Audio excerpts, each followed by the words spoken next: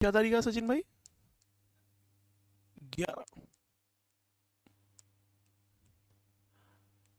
11 जून 2025। भविष्य। जय हिंद बेटा। हाँ भाई, तीसरी क्लास बेसिक कंसेप्ट की।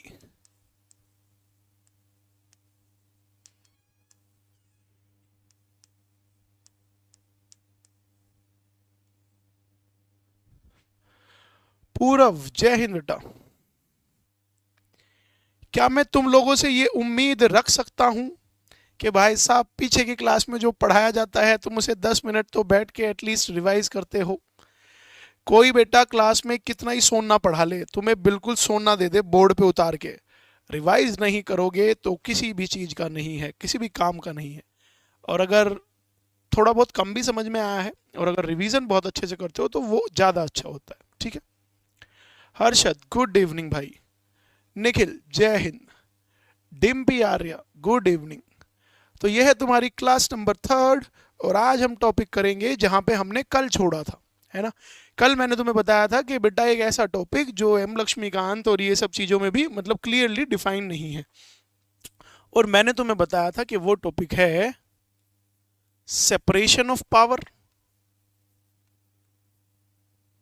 Separation of power versus division of power. DIVISION, division of power, यही बताया था भाई। और इसी को हम बोलते हैं ऑर्गन्स ऑफ गवर्नमेंट।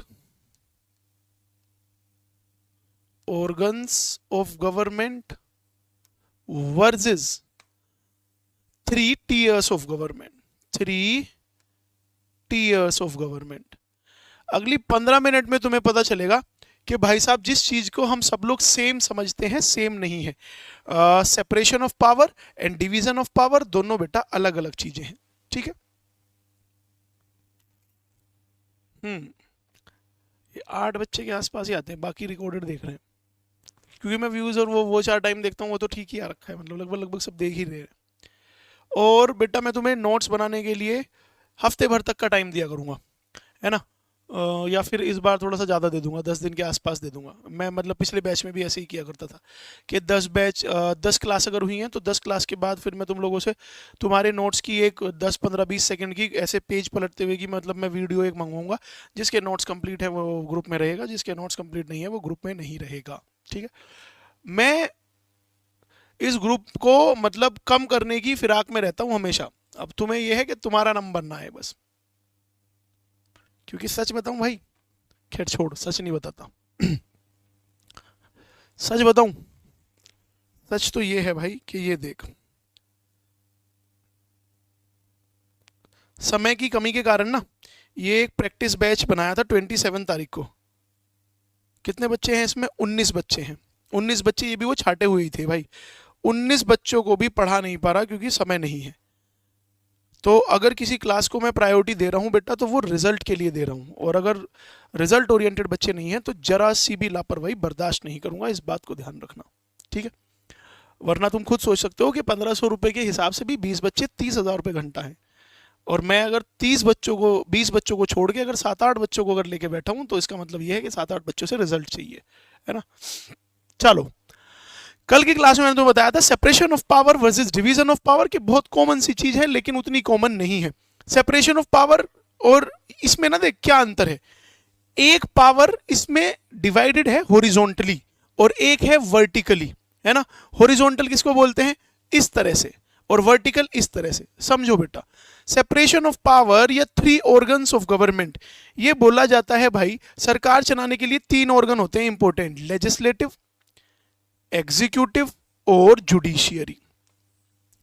जब पावर इस तरह से बांटी जाती है, जब पावर इस तरह से बांटी जाती है हॉरिजॉन्टली, धीरे धीरे समझ में आएगा ये, जब पावर इस तरह से बांटी जाती है हॉरिजॉन्टली एक ही लेवल पे, उसको हम क्या बोलते हैं? Separation of power. और डिवीजन ऑफ पावर होता है बेटा वर्टिकल। वर्टिकल डिवीजन, वर्टिकल मतलब इस तरह से, भाई पावर इस तरह से भी तो बांटी जाती है, सेंटर गवर्नमेंट ज्यादा पावरफुल होती है, उसके बाद स्टेट गवर्नमेंट होती है ना, और तुम्हारा उसके बाद सेंटर, स्टेट, और जो भी तुम्हारा मतलब नीचे वाला तबका है, दैट इज योर डिस्ट्रिक्ट मान लो। 3 tiers ऑफ गवर्नमेंट में क्या होता है, सेंटर, स्टेट और लोकल लेवल, या फिर लोकल लेवल। लोकल लेवल पे तुम्हारी दो चीजें आती हैं, विलेज पंचायत और म्यूनिसिपलिटीज, ठीक है। अब ध्यान से सुनो, डिवीजन ऑफ पावर होता है कि जब पावर को डिवाइड किया जाए between central government, state government and your local government, जब इस तरह से पावर का डिवीजन होता है उसको क्या बोलते हैं, डिवीजन ऑफ पावर। लेकिन जब पावर का डिवीजन इस तरह से होता है कि लेजिस्लेटिव, एग्जीक्यूटिव और जुडिशरी सेम लेवल पे, यानी कि समझ बेटा इसको, सेंट्रल गवर्नमेंट पे ही ऐसा हो सकता है कि लेजिस्लेटिव मतलब पार्लियामेंट, एग्जीक्यूटिव में सबसे बड़ा एग्जीक्यूटिव मान लूं मैं प्रेसिडेंट को, और जुडिशरी में मान लूं मैं सुप्रीम कोर्ट को, जब इनकी पावर अलग अलग अलग अलग की जाती है एक ही लेवल पे, गवर्नमेंट तो कौन सी है, सेंटर, एक ही लेवल पे जब इस तरह से पावर बांटी जाती है, इसको बोलते हैं separation of power. Separation of power से जरा याद करो, कल मैंने तुम्हें क्लास में बताया था, मोंटेस्क्यू 1748, किताब का नाम spirit of laws, absolute king हुआ करते थे जिसके पास सारी पावर्स होती थी, जिस कंसेप्ट को डेस्पोटिज्म कहा जाता था, उस डेस्पोटिज्म से निजात पाने के लिए मोंटेस्क्यू ने यह चीज दी थी जिसको क्या बोलते हैं, सेपरेशन ऑफ पावर, कि लेजिस्लेटिव अपना काम करे, एग्जीक्यूटिव अपना काम करे, जुडिशियरी अपना काम करे, और एक दूसरे के काम में दखलंदाजी ना दे। तो जब एक ही लेवल पे इस तरह से, अब एक लेवल ये सेंटर गवर्नमेंट का है, parliament, president, state, supreme court, और यहीं पे अगर मैं इसको स्टेट गवर्नमेंट पे अगर मैं इसको डिवाइड करूंगा तो पार्लियामेंट की जगह क्या आ जाएगा, एसएल। भाई सेंटर के जहां पे लॉज बनते हैं that is called your parliament, लेकिन स्टेट के जहां पे लॉज बनते हैं स्टेट लेजिस्लेचर। प्रेसिडेंट की जगह कौन आ जाएगा, गवर्नर। सुप्रीम कोर्ट की जगह कौन आ जाएगा, हाई कोर्ट। समझ में आई बेटा एक बात, कि जब पैरेलली एक ही लेवल पे जब इस तरह से पावर डिवाइड होती है that is called your separation of power. और जब पावर इस तरह से डिवाइड होती है अलग अलग लेवल पे, सेंट्रल गवर्नमेंट, स्टेट गवर्नमेंट और योर लोकल गवर्नमेंट, इसको क्या बोलते हैं हम, डिवीजन ऑफ पावर। ठीक है भाई, और सुनो एक बात, हाँ? अच्छा वो पहले से वो होगी। और सुनो एक बात, डिवीजन ऑफ पावर यानी कि पावर 3 लेवल पे डिवाइडेड है, सेंटर, स्टेट और लोकल गवर्नमेंट, है ना। जब पावर इस तरह से डिवाइडेड होती है इसी को हम क्या बोलते हैं कि हमारा देश कैसा है, फेडरल इन नेचर। भैया दो ही चीजें होंगी, दो तरह से होंगी पावर, कि या तो होता है देश यूनाइटरी और या तो देश होता है फेडरल।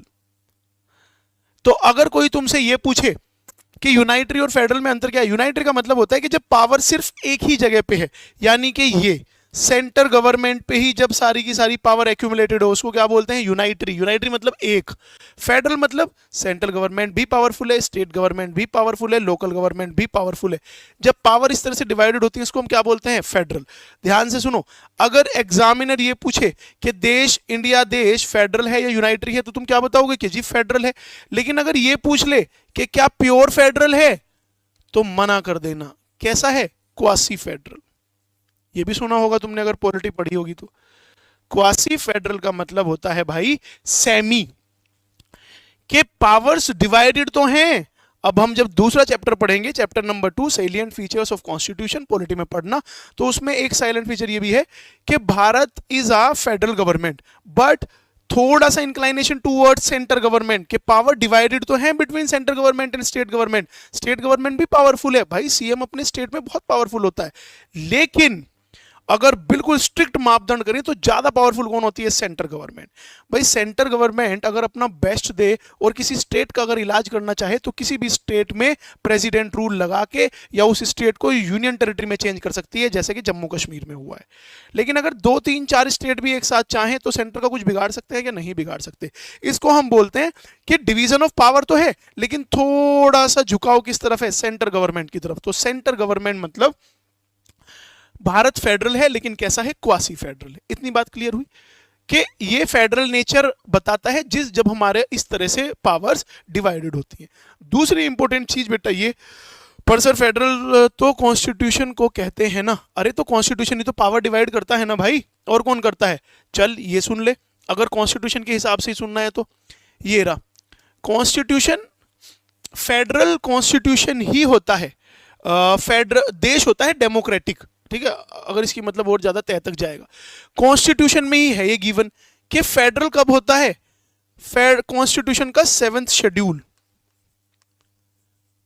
कॉन्स्टिट्यूशन का 7th शेड्यूल में लिखा हुआ है क्या? तुम्हारा डिवीजन ऑफ पावर।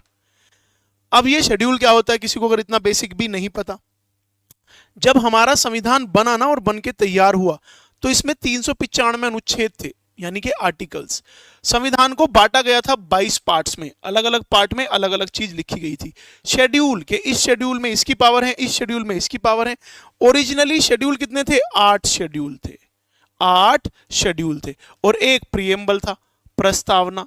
इसको लिखने में पूरे संविधान को कितना समय लगा था? 2 साल 11 महीने 18 दिन। ठीक है भाई, तो अब ये ओरिजिनली था, एक बात दिमाग में डाल लो, ये ओरिजिनली था। अब अगर आर्टिकल 395 से 96 होंगे, कुछ भी ऐड होगा, शेड्यूल में कुछ ऐड होगा, प्रिएम्बल में कुछ ऐड होगा, तो क्या लगेगा? अमेंडमेंट, संशोधन लगेगा भाई। कोई चीज 1950 के हिसाब से ठीक थी, आज 2020-25 के हिसाब से ठीक नहीं है। तो संविधान हमेशा इवोल्व करता रहता है, चेंज होता रहता है, उसमें सुधार आता रहता है, उसको क्या बोलते हैं? अमेंडमेंट। हिंदी में क्या बोलते हैं? संशोधन। तो उसी शेड्यूल के पहले शेड्यूल में कुछ और चीज है, दूसरे में कुछ और है, तीसरे में कुछ और है, ऐसे ही 7th शेड्यूल में क्या चीज लिखी हुई है? 7th शेड्यूल में लिखी हुई है डिवीजन ऑफ पावर, जिसमें बेटा 3 लिस्ट दी गई हैं, 3 लिस्ट दी गई हैं। एक लिस्ट वो यूनियन लिस्ट बोलते हैं जिसको। यूनियन लिस्ट का मतलब ये हुआ ऐसे लॉज जिसपे सेंटर गवर्नमेंट लॉ बना सकती है, जिसपे सेंटर गवर्नमेंट कानून बनाने में ताकतवर है, सक्षम है। दूसरी लिस्ट है स्टेट वाली, स्टेट लिस्ट। तीसरी है बेटा कंकरेंट, क्योंकि लॉ मेकिंग भाई, नियम कायदे कानून बनाना लोकल गवर्नमेंट का काम नहीं है। लोकल गवर्नमेंट के लिए लॉ बनाती कौन है? State government. तो लॉ मेकिंग भारत में 2 स्तर पे होती है, सेंट्रल गवर्नमेंट और स्टेट गवर्नमेंट। तो यूनियन, स्टेट, और तीसरा क्या हुआ? तीसरा होता है कॉन्करेंट लिस्ट। कॉन्करेंट लिस्ट का क्या मतलब होता है? कि जहां पे सेंटर प्लस स्टेट दोनों एक साथ मिलके लॉ मेकिंग कर सकते हो।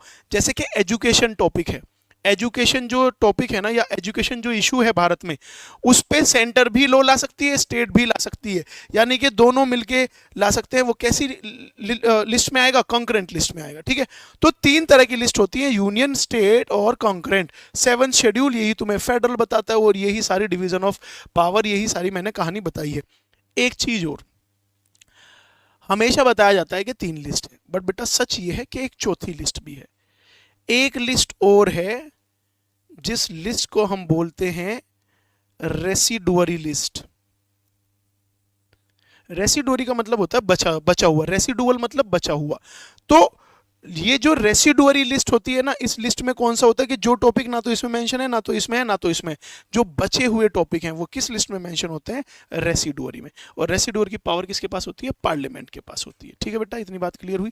तो it was about your division of power versus तुम्हारा ये सेपरेशन ऑफ पावर। ठीक है, इतनी बात क्लियर हुई। ये मिसिंग है बेटा एम लक्ष्मीकांत में, ढूंढना इसको जरा, कि बाइबल कही जाने वाली किताब में डिवीजन ऑफ पावर और सेपरेशन ऑफ पावर के बीच में डिफरेंस दिया हुआ है क्या?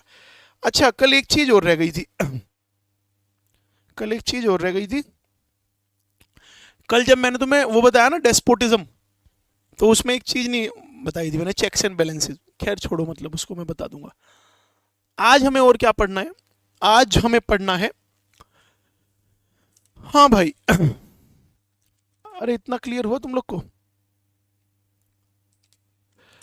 जैसे कि मैंने तुम्हें अभी अभी एक चीज बताई कि अगर संविधान में, कॉन्स्टिट्यूशन में कुछ भी चेंज लाना हो, या कुछ भी डिलीट करना हो, या कुछ भी क्या नाम ऑल्टर करना हो, सही करना हो, तो क्या लगेगा बेटा? अमेंडमेंट, संशोधन। और ये अमेंडमेंट कहां से आएगा? पार्लियामेंट से आएगा। कहाँ से? पार्लियामेंट से। अब बेसिक के लिए मैं तुम्हें बता दूं अभी के लिए, लोकसभा और राज्यसभा, सरकार किससे चलती है? लोकसभा से। जिसकी जितनी ज्यादा सीट है उतनी ज्यादा अच्छी चीज होती है भाई, है ना। जैसे कि लोकसभा में 545 सीट होती है, 545 में से जिसकी 273 सीट आ जाती है उसकी गवर्नमेंट बन जाती है। अब इस बार ये नहीं चल रहा था अब की बार 400 पार, यानी कि मोदी जी क्लेम कर रहे थे कि इसके अब की बार हमारी 400 पार की सरकार आएगी, लेकिन ये 400 पार आई नहीं। जब तुम जीत जाते हो 273 पे तो तुम्हें 400 पार की मेजोरिटी क्यों चाहिए? क्योंकि बेटा संविधान को अमेंड करने के लिए ना, अमेंडमेंट अलग अलग तरीके के हो सकते हैं। अभी के लिए बेसिक जान लो, एक होता है सिंपल मेजोरिटी और एक होती है स्पेशल मेजोरिटी, और एक होती है बेटा स्पेशल मेजोरिटी भी चाहिए प्लस स्टेट्स की भी रजामंदी चाहिए, ratification of states,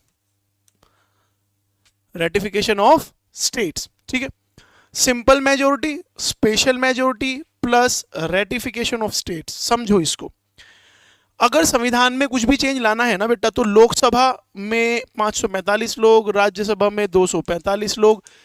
simple majority का मतलब ये ऐसा है कि कुछ चीजें हमारे संविधान में ऐसी हैं जो इजीली बदलाव आ जाएगा जिनमें, उनके लिए हमें मेजोरिटी कितनी चाहिए? 50% प्लस 1।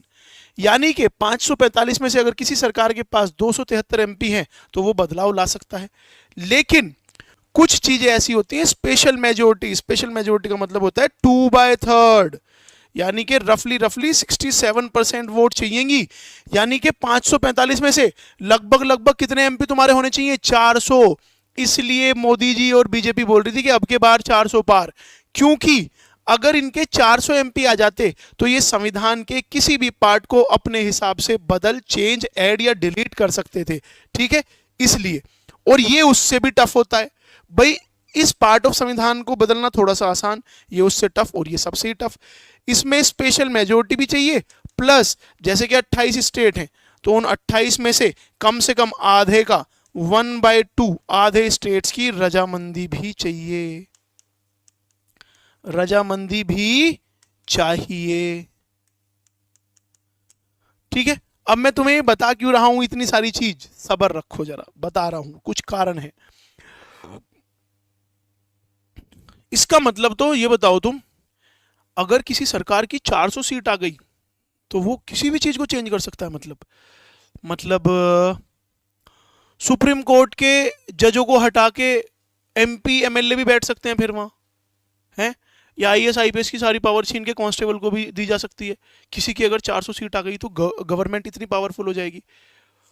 यहीं पे पिक्चर में आता है 1973 में, ये बहुत इंपॉर्टेंट केस है बेटा सुप्रीम कोर्ट का, पॉलिटिकल साइंस का सबसे इंपॉर्टेंट केस है, केशव नंदा भारती केस। केशव नंदा भारती केस। इन्होंने क्या कहा? इन्होंने कहा कि किसी सरकार की 273 पे सरकार बन जाएगी, 300 भी आ जाए, 350 सीट भी आ जाए, 400 सीट भी आ जाए, 450 भी आ जाए, 500 भी आ जाए, भविष्य में चल के अगर कोई ऐसी सरकार आती है कि जो लोगों को इतनी पसंद आती है कि 545 के 545 एक ही पार्टी के एमपी हैं, तब भी सरकार के ऊपर लिमिटेशन है। ऐसा नहीं है कि तुम संविधान के किसी भी पार्ट को किसी भी तरह से अमेंड कर दोगे। संविधान की कुछ चीजें ऐसी हैं जिनको क्या कहा जाता है? बेसिक स्ट्रक्चर, और बेसिक स्ट्रक्चर को आप किसी भी अमेंडमेंट से, कितनी भी मेजोरिटी से खराब नहीं कर सकते। ठीक है, तो केशव नंदा भारती केस में क्या आया? Can not amend basic structure of constitution. अगर ये बेटा इतना बड़ा, अगर ये संविधान है ना, मैं तुम्हें पाई चार्ट के हिसाब से समझा रहा हूं, इतना बड़ा अगर ये संविधान है ना, तो इसमें से ये जो कुछ चीजें हैं, ये जो कुछ चीजें हैं थोड़ी सी, ये तुम्हारी क्या बोली जाती हैं? बेसिक स्ट्रक्चर, कि इसको कोई भी सरकार किसी भी तरह से नहीं बदल सकती। एग्जाम्पल दे दूं इसका एक, तुम्हारी आंखें ही खुल जाएंगी। इसका एग्जाम्पल है प्रियम्बल। प्रियम्बल यानी प्रस्तावना, संविधान का जो सबसे पहला पेज है उसको क्या बोलते हैं? प्रस्तावना, प्रियम्बल पढ़ाऊंगा इसको मैं। इसमें एक वर्ड लिखा हुआ है क्या? सेक्युलर।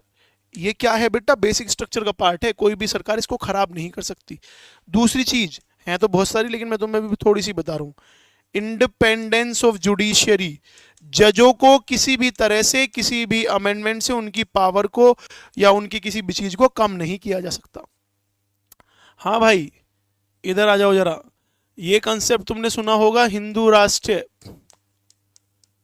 अगर तुम इस देश में हो और इस देश में जिंदा हो और थोड़ा सा भी तुम में अगर मतलब सोशल हो, सामाजिक हो, तो ये बात तुमने कहीं ना कहीं तो सुनी होगी कि भाई साहब 2024 के चुनाव में अगर मोदी आ गया तो ये देश हिंदू राष्ट्र बन जाएगा। बताओ सुना है या नहीं ये बात तुमने? ये जुमला सुना है या नहीं?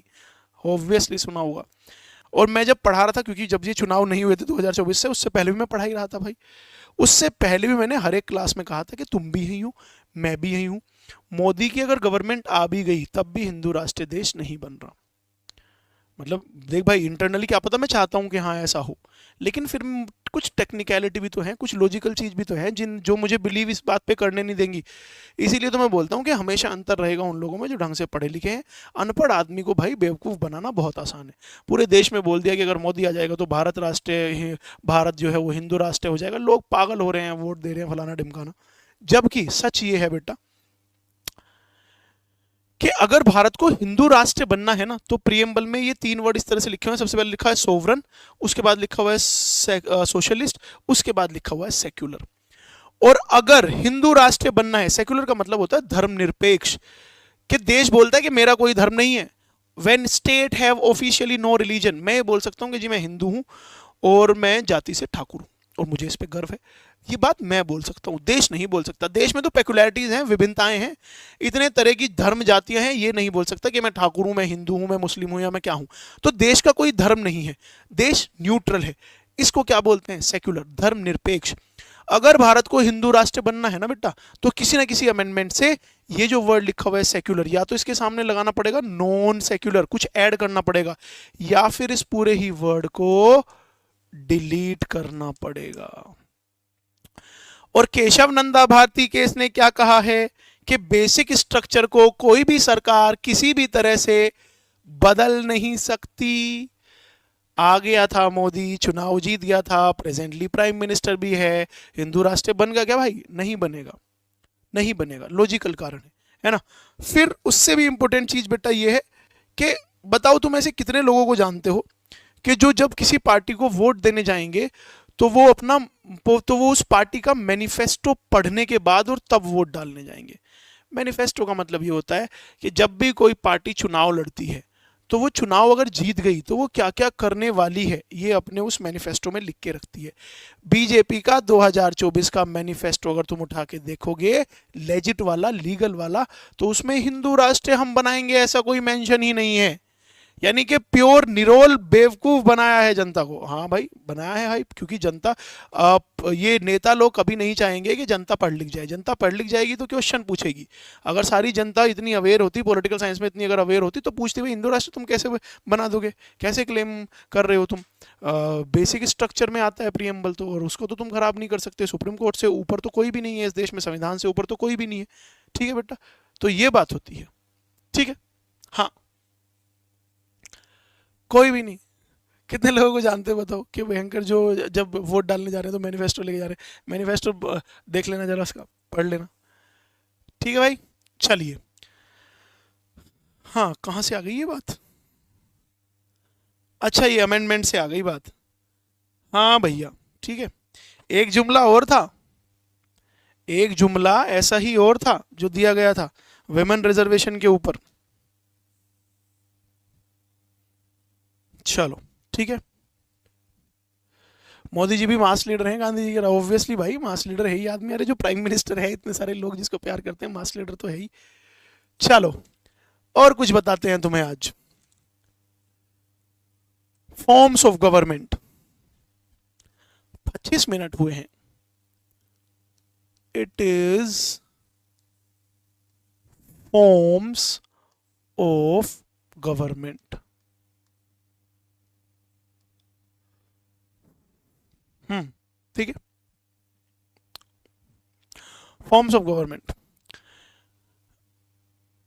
तुम्हें अब तक क्या पता है कि भाई फॉर्म ऑफ गवर्नमेंट सिर्फ कितनी होती है? या तो तुम्हें डिक्टेटरशिप पता है और या तो तुम्हें डेमोक्रेसी पता है ना? आज कुछ अलग करते हैं। एनार्की,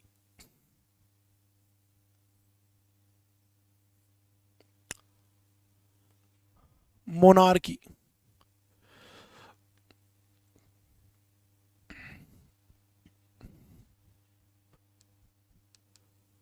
अरिस्टोक्रेसी,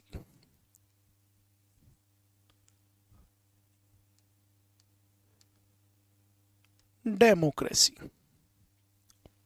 ठीक है, ये देखो, ये बेटा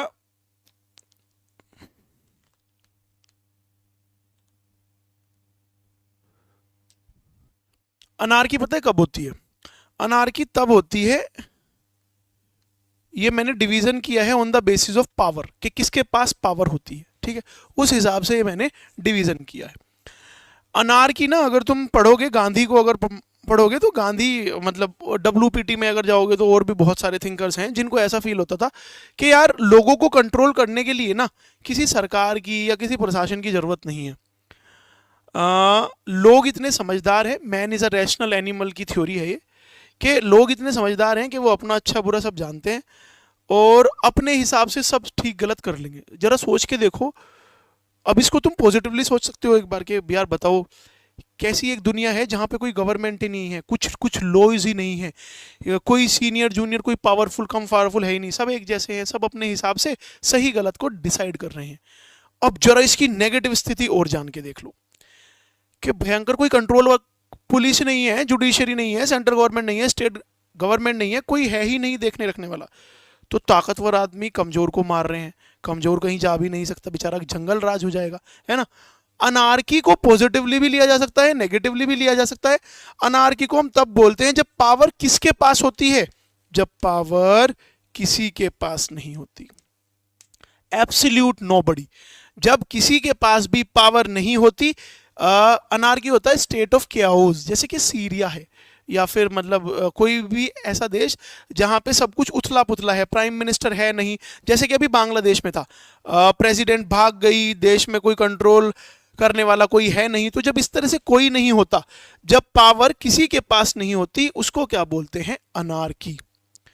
मोनार्की, मोनार्की बोलते हैं जब पावर किसी एक आदमी के पास होती है। अब वो ये एक कभी कभी किंग भी हो सकता है, कभी कभी क्वीन भी हो सकती है। तो जब पावर किसी एक आदमी के पास होती है उसको क्या बोलते हैं? मोनार्की। अरिस्टोक्रेसी, जब पावर कुछ लोगों के पास होती है, फ्यू पीपल, जब पावर कुछ लोगों के पास होती है उसको क्या बोलते हैं? अरिस्टोक्रेसी। और डेमोक्रेसी, जब पावर सबके पास होती है, सब पावरफुल। भाई हम लोग 140 करोड़ लोग, 140 के 140 करोड़ लोग पावरफुल हैं। जैसे मैं तुम्हें कल भी बताया था कि अगर कोई पूछ ले कि बताओ सबसे पावरफुल इंसान यहाँ पे कौन है, तो बोल देना कि मैं। ठीक है, तो जब पावर सबके पास होती है उसको क्या बोलते हैं? Democracy. Anarchy, monarchy, aristocracy and your democracy. ठीक है, अब मोनार्की भी दो तरह की हो सकती है। Next, monarchy can be of two types. एक होता है कॉन्स्टिट्यूशनल मोनार्की और एक होता है absolute monarchy. Absolute monarchy, constitutional monarchy का मतलब यह हुआ कि भाई राजा जो है ना, राजा है या रानी है, वो सिर्फ अब नाम मात्र का है ना, यानी कि नॉमिनल हेड है। हेड अब भी है लेकिन कैसा है? नाम मात्र का है। अब उसको किसके हिसाब से चलना पड़ेगा? संविधान के हिसाब से, कॉन्स्टिट्यूशन के हिसाब से, है ना। यहां पे ना डेमोक्रेसी का सबसे बढ़िया जो आउटकम है, एक अभी मैं लाइन आगे तुम्हें लिखवाऊंगा या आगे लिखवाऊंगा, क्या लिख लो, अभी पीछे आऊंगा बेटा मैं। डेमोक्रेसी का जो सबसे अच्छा आउटकम है कि जब से लोकतंत्र आया है सबसे बढ़िया चीज क्या आई है, उसको बोलते हैं check and balances, checks and balances. ध्यान से सुनो, इस वर्ड को और अच्छी तरह से लिखो कि checks and balances are the by product of democracy. Checks and balances are the by product of democracy. बेटा ध्यान से सुनो, इस वर्ड को ना अगर तुम किसी एसएसबी में या आंसर राइटिंग में, सीएपीएफ एसी की आंसर राइटिंग में, पीसीएस के मेंस में या आईएएस के मेंस में, अगर तुम इसको इस तरह से लिखोगे कि डेमोक्रेसी से चेक्स एंड बैलेंसेस आया है, तो इसको अगर तुमने लिखा कि checks and balance is the outcome of democracy, या फिर इसको तुमने ऐसे लिखा कि checks and balances is the result of democracy, you would be considered as an ordinary student, ये नॉर्मल सा बालक है। उस रिजल्ट या आउटकम की जगह अगर तुमने ये बाय प्रोडक्ट यूज किया, क्योंकि बाय प्रोडक्ट केमिस्ट्री का वर्ड है वैसे तो, कि Na+Cl का बाय प्रोडक्ट NaCl होता है ना, लेकिन ये बेटा फैंसी लैंग्वेज होती है, द हिंदू और जो एलाइट स्टूडेंट्स हैं इनको वो इस्तेमाल करते हैं। Checks and balance are the by product of democracy. Checks and balance का मतलब ये हुआ कि एब्सोल्यूट ताकतवर, बताओ इस देश में एब्सोल्यूट ताकतवर कौन है? प्राइम मिनिस्टर, हटाया जा सकता है, वोट मत देना। प्रेसिडेंट, हटाया जा सकता है, महाभियोग। सुप्रीम कोर्ट, सुप्रीम कोर्ट के को जज को हटाने का भी तरीका है। हाई कोर्ट, हटाए जा सकते हैं। आईएएस, हटाए जा सकते हैं। पीसीएस, हटाए जा सकते हैं। यानी कि इस देश में कोई भी ऐसा पद नहीं है कि जिसके ऊपर चेक, यानी कि चेक मतलब कि उसको चेक करना कि कहीं ये सही या गलत तो नहीं है, चेक्स एंड बैलेंसेस ना हो। तो चेक्स एंड बैलेंसेस किसका आउटकम है? Checks and balances is the by product of democracy. ठीक है बेटा, समझ में आई इतनी बात? ठीक है,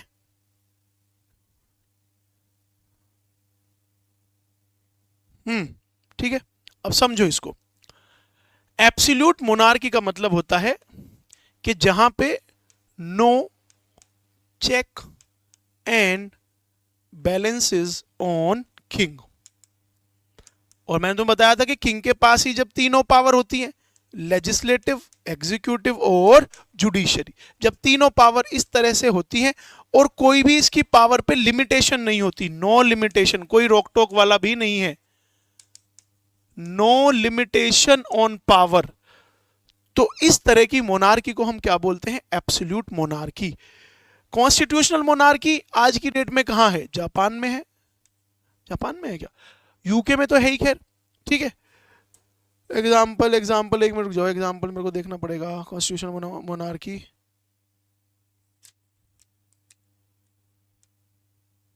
यूके, जापान, थाईलैंड है ना, है यहाँ पे, जापान भी है, जापान में है, यूके में है, थाईलैंड में है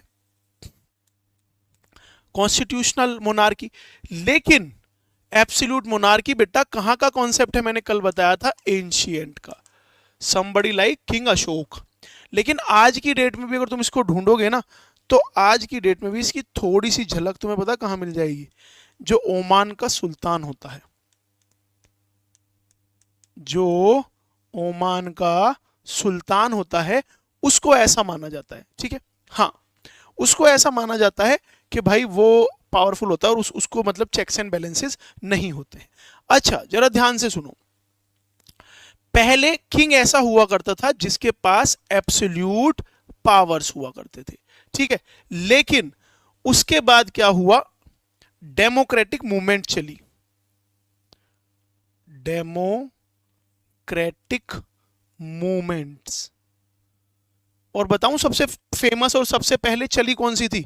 डेमोक्रेटिक मूवमेंट चली थी बेटा 1789, दैट इज मतलब वेरी फेमस, तुमने वो कहीं ना कहीं पढ़ी भी होगी, सुनी भी होगी, फ्रेंच रिवॉल्यूशन, लुइस 16। अरे इतनी एनसीईआरटी तो सबने पढ़ी होगी 8वीं क्लास में। फ्रेंच रिवॉल्यूशन, फ्रेंच रिवॉल्यूशन ने क्या किया था? फ्रेंच रिवॉल्यूशन ने एंड किया था, क्या एंड किया था? ये डेस्पोटिज्म, एंड किया था ये डेस्पोटिज्म और यहीं से वेव स्टार्ट हुई थी। स्टार्ट किया था किसको? डेमोक्रेटिक मूवमेंट को, है ना। और जब ये होता है तो उसके बाद अब अगर राजा भी आते हैं तो ऐसे आते हैं। ठीक है बेटा। अब यहां पे अगर राजा होता भी है तो ये नॉमिनल हेड होता है, नाम मात्र का होता है। इसको भी किसके हिसाब से चलना पड़ता है? संविधान के हिसाब से, यानी कि अकॉर्डिंग टू कॉन्स्टिट्यूशन, संविधान के हिसाब से चलना पड़ेगा। ठीक है बेटा, क्लियर हुई ये चीज? हाँ, ठीक है।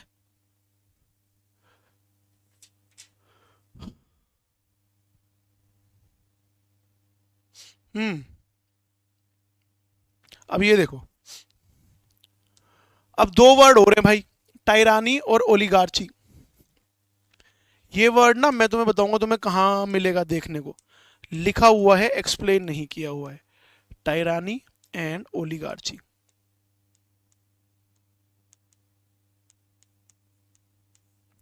ये भी क्या है? ये भी बेटा क्या है? फॉर्म्स ऑफ गवर्नमेंट है, बट थोड़ा सा अंतर है, बताऊंगा अभी।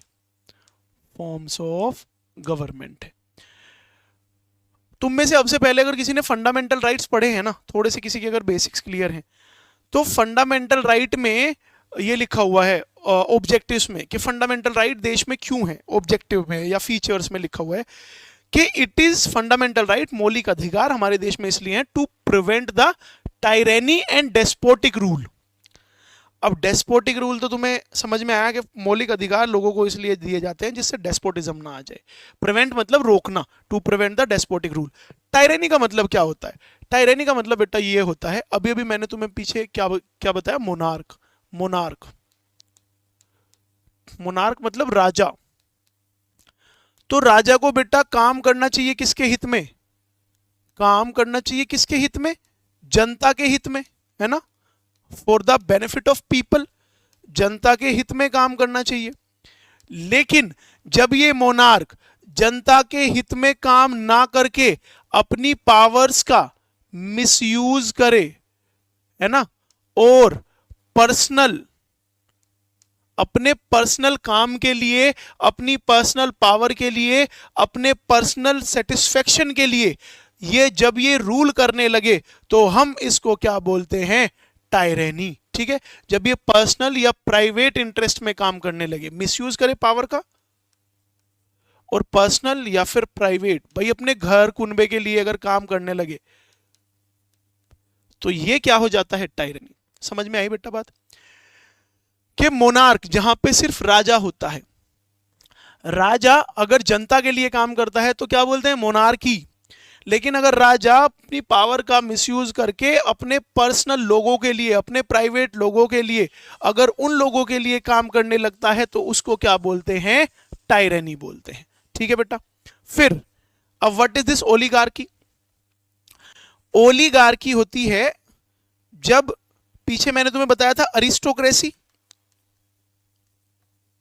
बेटा अरिस्टोक्रेसी को अगर मैं तुम्हें साधारण भाषा में बताऊं ना कि कुछ लोग, फ्यू पीपल, ये कुछ लोग हमेशा अमीर नहीं हो सकते लेकिन ज्यादातर अमीर ही होते हैं। कुछ अमीर लोग अगर देश में पावर में आ जाएं तो उसको अरिस्टोक्रेसी बोलते हैं। फॉर एग्जांपल, जैसे देश का जो अमीरी वाला तबका है, कल को अगर भारत में शासन प्रशासन और गवर्नमेंट में अगर आ जाए अंबानी और अडानी और Birla groups and all that, ये जब देश को चलाने लगे तो दैट इज कॉल्ड अरिस्टोक्रेसी।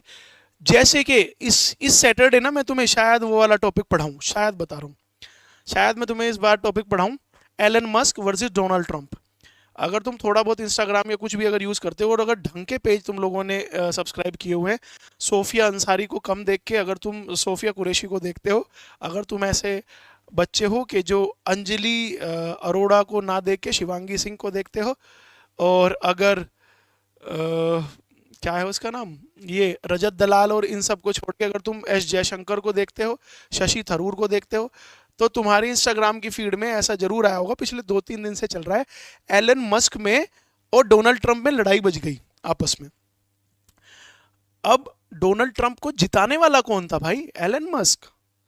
सबसे ताकतवर नॉन इलेक्टेड आदमी पूरे वर्ल्ड में अगर आज कोई है तो एलन मस्क है। कनाडा का प्राइम मिनिस्टर कह के चेंज करा दिया था। और डोनाल्ड ट्रंप के चुनाव में भी 240 मिलियन डॉलर का खर्चा किया था उसको प्रेसिडेंट बनाने के लिए। प्रेसिडेंट बनाया क्यों था? कि वो उसके लिए काम करेगा। लेकिन अब डोनाल्ड ट्रंप मतलब तबाही पे उतर चुका है, वो उसकी बात नहीं मान रहा। तो एक ट्वीट के माध्यम से एलन मस्क ने यह भी कहा था कि हाँ भाई, नई पार्टी चाहिए क्या तुम लोगों को? नई पार्टी बना दूंगा अगले 6 महीने में और इसको हटा दूंगा अगले 6 महीने में। ये पैसे की ताकत होती है। तो अगर कल को वहां पे एलन मस्क और 2-3-4 लोग अगर अमीर अमीर अमेरिका को चलाने लगे तो उस फ्यू पीपल को हम क्या कहेंगे? अरिस्टोक्रेसी। ठीक है। तो जब अरिस्टोक्रेसी, जब ये कुछ अमीर लोग देश के लिए काम करते हैं तो इसको क्या बोलते हैं? अरिस्टोक्रेसी। लेकिन जब ये कुछ अमीर लोग अपने अपने स्वार्थ के लिए, जब अपने स्वार्थ के लिए या अपने व्यापार के लिए, सिर्फ उसके लिए काम करने लगते हैं तो अरिस्टोक्रेसी कन्वर्ट हो जाती है किसमें? ओलिगार्ची में। ठीक है बेटा, अरिस्टोक्रेसी, फ्यू पीपल, अमीर, ओलिगार्ची। ठीक है।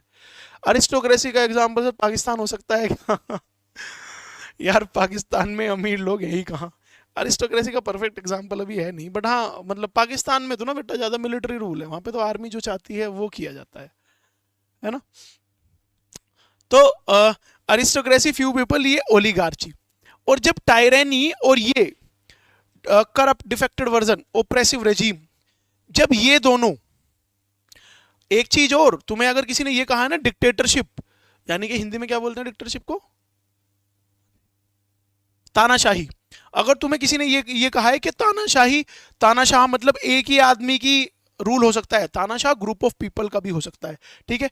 जब ये दोनों और भी ज्यादा ढिसर जाए, जैसे गांव में नहीं बोलते ढिसर जाते हैं, खराब हो जाते हैं, जब ये और भी ज्यादा खराब हो जाते हैं, यानी कि जब और भी ज्यादा ओप्रेसिव रूल आ जाता है, यानी कि जब इससे भी ज्यादा डिग्रेडेड वर्जन पे उतर जाते हैं, ये अपने ही मतलब फायदे के लिए काम करते हैं, उसको बोलते हैं बेटा क्या?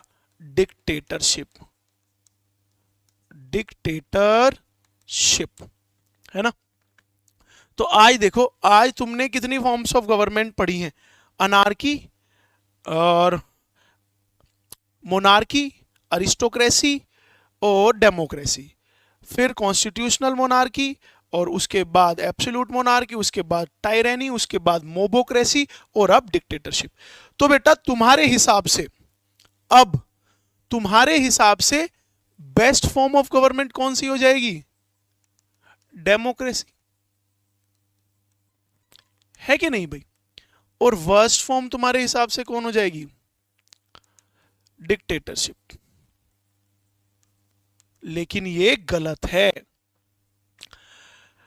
डिक्टेटरशिप में या तो एक आदमी ओलिगा, ये देखो कहां से कहां से रही है, डायरेक्ट कोई डिक्टेटरशिप नहीं होती।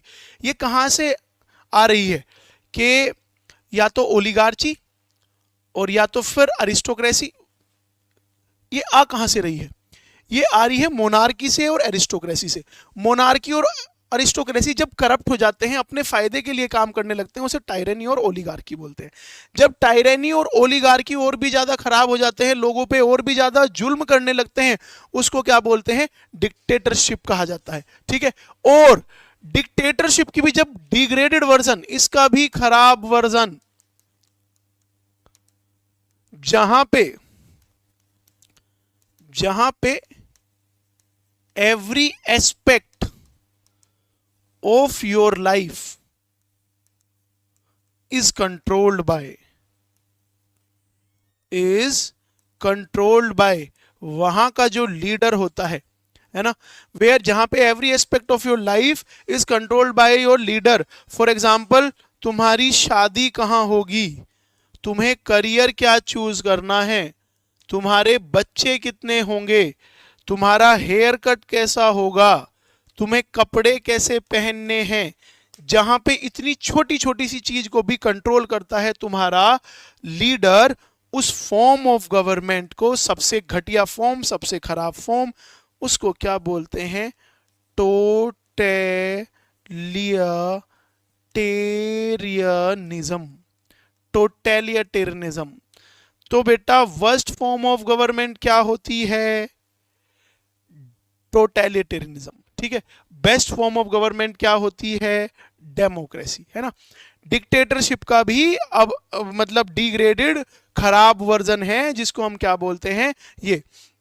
और टोटलिटेरियन में ना, नॉर्थ कोरिया जैसा अगर कोई देश है ना, जहाँ जहाँ पे भयंकर अपने माँ बाप की और उनकी डेड बॉडी और संभाल के रखी हुई है कि कल को कोई ऐसी टेक्नोलॉजी आएगी और लोगों को, साइंटिस्ट की टीम को देश के हित में ना लगा के उस टेक्नोलॉजी के हित में अगर लगाया हुआ है कि ढूंढो इसे, तो बेटा वो डिक्टेटरशिप नहीं है, वो टोटलिटेरियनिज्म है।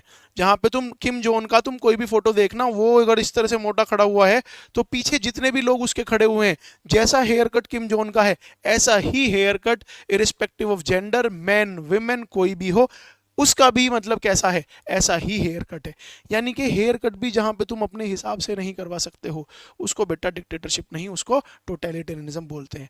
डिक्टेटरशिप तो तब होती है कि जब ये मोनार्की और ये अरिस्टोक्रेसी अपने लिए काम करने लगे और अपने लिए काम करते करते बहुत ज़्यादा स्वार्थी हो जाएं और लोगों पे जुल्म करने लगे, उसको डिक्टेटरशिप बोलते हैं। उससे भी खराब वर्जन तुम्हारा टोटलिटेरियनिज्म होता है। ठीक है।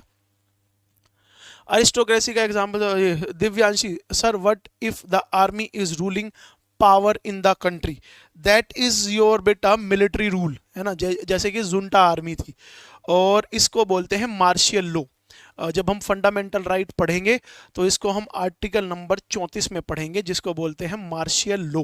मार्शियल लॉ का मतलब मिलिट्री रूल, कि आर्मी अगर टेक ओवर कर लेती है सारे उस पे देख, किसी भी देश में ना प्राइम मिनिस्टर के बाद अगर कोई आदमी सबसे ज्यादा ताकतवर होता है, जो हमारे देश पर, हमारे देश में ऐसा रहा ही नहीं, हमारे देश का जनरल ना, आर्मी का जनरल अगर आज चाहे ना इस टाइम, तो कल सुबह तक पूरे देश में अपना राज ले आएगा, पूरे देश में। पाकिस्तान में ऐसा ही हुआ था, परवेज मुशर्रफ, ईरान में ऐसे हुआ था, इराक में ऐसे हुआ था, सद्दाम हुसैन के आर्मी के जनरल ने टेक ओवर कर लिया था।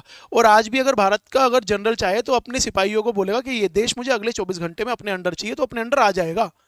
क्योंकि बेटा ये लोग आम आदमी नहीं है, ये ट्रेंड पर्सनल है जिनके पास ऐसे ऐसे हथियार है, तो ये अगर कल को चाहेंगे तो ये कल को अपने देश अंडर में ले लेंगे। लेकिन हमारे यहाँ के जनरल भयंकर ऐसे हैं कि जिनको ये धमका देते हैं। पॉलिटिशियंस, हमारे यहाँ तो पीएम धमका भी सकता है और वो सुन लेते हैं, क्योंकि वो डेस्परेट फॉर पावर नहीं है। लेकिन उसी का उल्टा अगर तुम नॉर्थ कोरिया में जाके देखोगे, जो भी आर्मी का जनरल होता है वो किम जोन का पक्का दोस्त होता है, और जो भी किम जोन का पक्का दोस्त होता है, किम जोन उसे खाने पे बुलाता है और निमटा देता है। क्योंकि किम जोन जानता है कि तेरी पावर को अगर कोई छीन सकता है इस देश में तो कौन है, वो ये आर्मी का जनरल है। तो उसी आर्मी के जनरल से अपने आप को बचाने के लिए किम जोन ऐसी ऐसी चीजें करता है। ठीक है। तो बेटा इट इज योर टोटलिटेरियनिज्म। आज की क्लास में देखो तुमने कितनी सारी चीजें सीखी, अनार्की, मोबोक्रेसी, मोबोक्रेसी कह रहा हूँ, अनार्की, अरिस्टोक्रेसी और ये सब। ठीक है।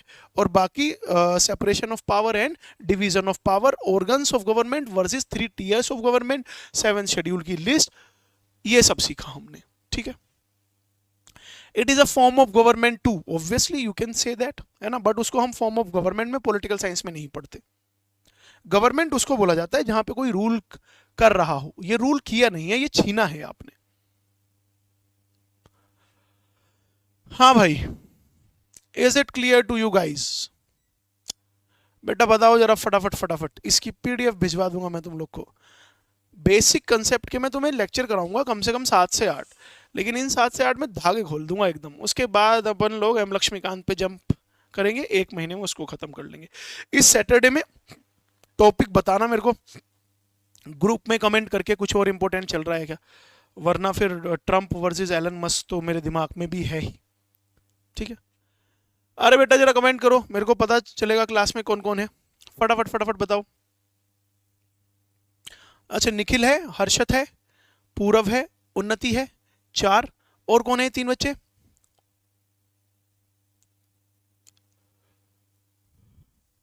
हाँ भाई, समझ में आ रहा है भी है तुम लोग को, ऐसा तो फील नहीं हो रहा? क्योंकि बेटा ये कॉन्सेप्ट ऐसे है ना कि ये मतलब not so common.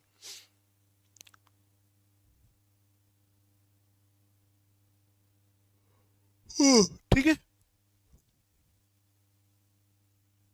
Hmm. Current का यार कुछ लाने का सोच रहा हूँ मैं यूट्यूब पे।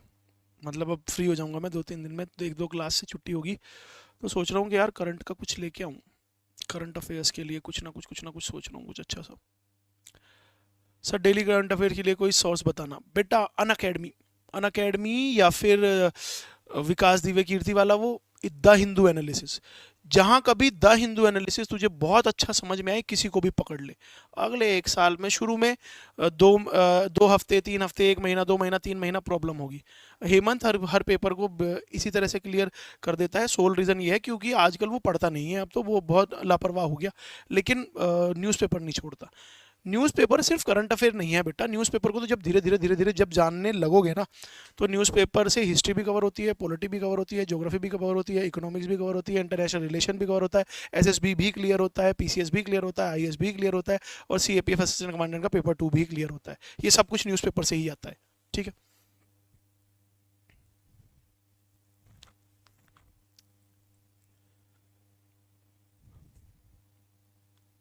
ठीक है।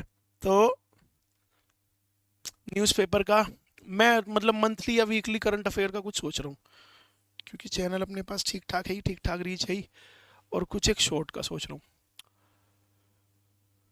हाँ, चलो भाई, ठीक है, कल मिलते हैं, सेम टाइम ही रखेंगे, 5 बजे ही है अभी, और सोमवार से टाइम चेंज करेंगे, सोमवार से सुबह 8 बजे या 9 बजे कुछ ऐसा टाइम रखेंगे, है ना।